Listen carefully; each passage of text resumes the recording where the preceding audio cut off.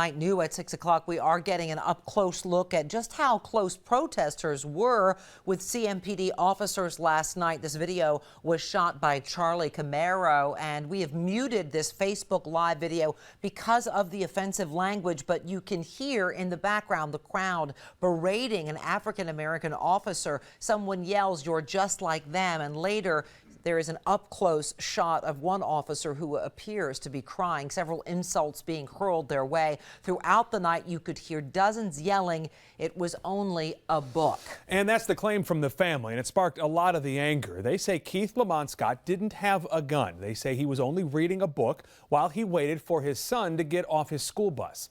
CMPD's chief of police says the evidence they have doesn't support that. WBTV's Ben Williamson talked to officers today. And Ben, the big question here, will they release the body camera video?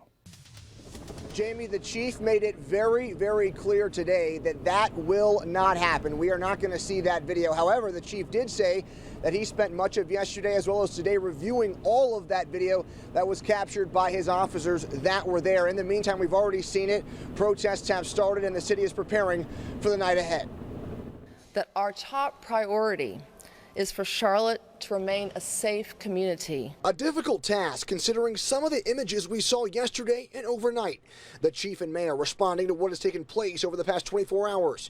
Chief Putney reiterating that Keith Lamont Scott had a gun, detailing the moments before the shooting. Exited his vehicle armed with a handgun as the officers continued to yell at him to drop it. The chief says after a threatening move was made by Scott, shots were fired and a gun was found. It was in very close proximity to the subject. I can also tell you we did not find a book that has been made reference to. Chief Putney says Officer Vincent was not wearing a body camera, and the video from the officers will not be released, but did say he has seen some of it. The videos that I've reviewed, I cannot see in totality everything that occurred. Once that shooting happened, police say peaceful protests started, but quickly changed. Behavior becomes violent, aggressive, and destructive.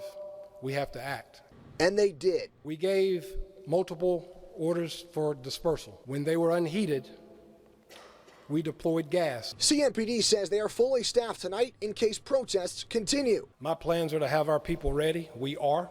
My plans are to be staffed appropriately. We will be.